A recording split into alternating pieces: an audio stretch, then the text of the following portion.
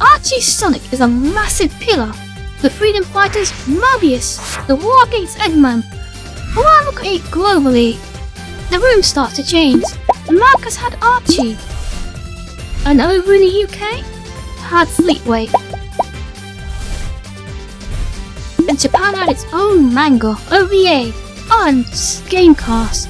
So, when I look at Sonic globally, Archie doesn't seem to be as loud as it makes itself online. Hi, my name's Amia, and today we're looking at why Archie was never really global. And that's where the case begins. Not with why won't say give him that Archie.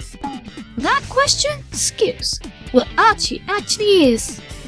Once Sally enters the room, she just doesn't come alone.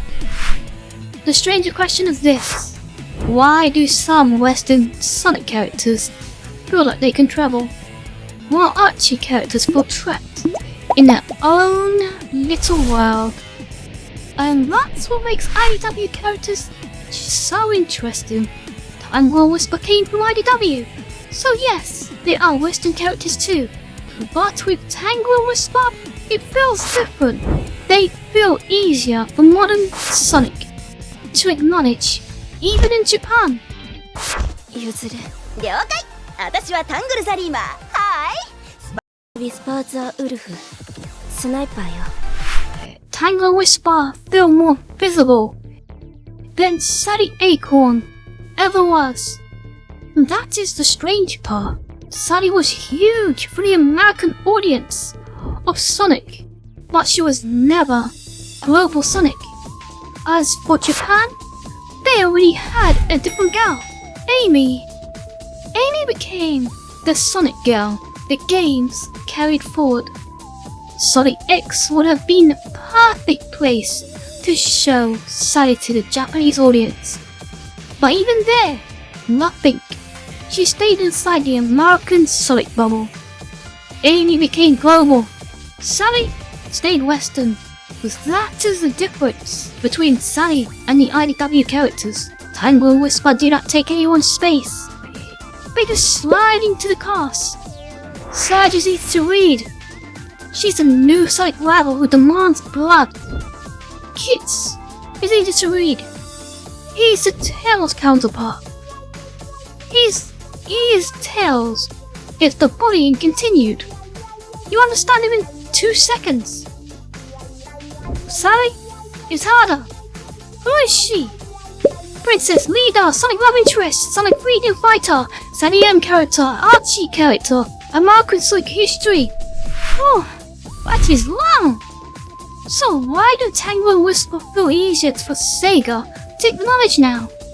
While Sally still feels trapped in Archie's world, Tangle and Whisper add new seats to the table. Sally asks for a seat Japan already gave to Amy, but there is another part. Sonic at his core feels like freedom. He runs off, he finds trouble, he helps people, then moves again. That is game Sonic language. Sally comes from a world with a throne, a resistance, a war, and a home base. She's tied to duty. She's tied to leadership. She's tied to a version of Sonic where the fighting never really leaves the room. So when Sally enters, it feels less like Sally's joining Sonic's world, and more like Sonic's being pulled into hers. So, the case isn't, was Archie important? The case is, was Archie ever global enough for modern Sega to treat it like the main house? Or was it always just standing next door, loved, loud, full of history, but still just next door? Well, that's the case. And this case actually came from an amazing subscriber of mine who noticed something suspicious. Archie Sonic had a huge place in certain parts of the fandom, but outside of America, its impact feels much smaller than people online sometimes make it sound. So, thank you.